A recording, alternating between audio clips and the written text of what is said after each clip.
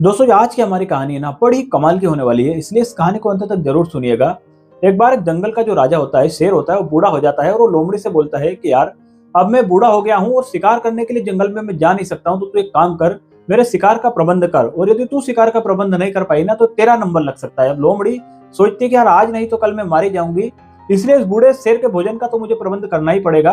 वो ढूंढती है और सामने देखती है कि एक गधा है जो घास चर रहा है। वो लोमड़ी गधे के पास में जाती है और गधे से बोलती है कि गधा भाई, आज तो तेरे दिन फिर गए यार।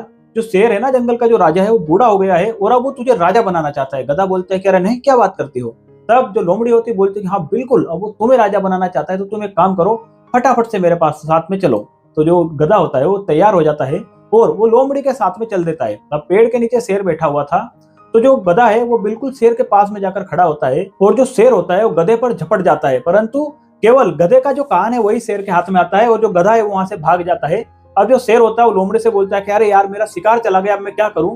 तब लोमड़ी बोलती है कि महाराज कोई बात नहीं, मैं वापस उसे मना कर ले आऊंगी, क्योंकि वो तो गधा है, मान जाएगा। इसके बाद में अगले दिन जो लोमड़ी होती है वो वापस गधे के पास में जाती है और गधा बोलता है कि मासी आज तो तूने मुझे मरवा ही दिया था यार, देख शेर ने मेरा कान काट दिया है। तब जो लोमड़ी होती है वो बोलती है कि अरे गधे बेटा, तुम्हें समझ नहीं है, शेर जो है तुझे मुकुट पहनाना चाहता है, परंतु देख तेरे जो बड़े बड़े दो कान है, इस पर तू मुकुट पहनेगा कैसे, इसलिए बस उसने तेरे कान काटे हैं, वो तुझे मारना थोड़ी चाहता है। तू चल मेरे साथ, तुझे वो मुकुट पहनाएगा। इस बार जो गधा होता है वो वापस तैयार हो जाता है और लोमड़ी के साथ में चल देता है।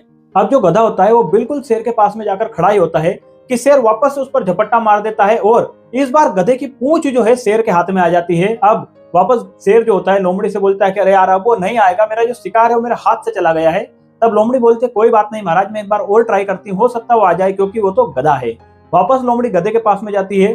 गधा वापस बोलता है कि मौसी आज तो तूने मरवा ही दिया था यार, शेर तो मुझे मारना चाहता है, कोई राजा वाजा बनाना नहीं चाहता है, देख उसने मेरी पूंछ काट दी। तब जो लोमड़ी होती है वो गधे को बोलती है कि अरे गधे भाई, ऐसा कुछ भी नहीं है, जो राजा है, जो शेर है, वो तुझे सिंहासन पर बिठाना चाहता है, परंतु देख तेरी जो पूंछ है ये सिंहासन पर तुझे बैठने देगी कितनी बेकार लगेगी, इसलिए बस तेरी उसने पूंछ काटी है, तुझे मारना थोड़ी चाह रहा है, तू चल मेरे साथ, इसी वक्त तेरा मैं राज तिलक करवाती हूँ। अब गधा जो है वापस लोमड़ी की बातों में आ जाता है और वापस से शेर के पास में चला जाता है, परंतु दोस्तों इस बार जो होता है शेर का दाव पड़ जाता है और शेर एक ही झटके में गधे का खात्मा कर देता है।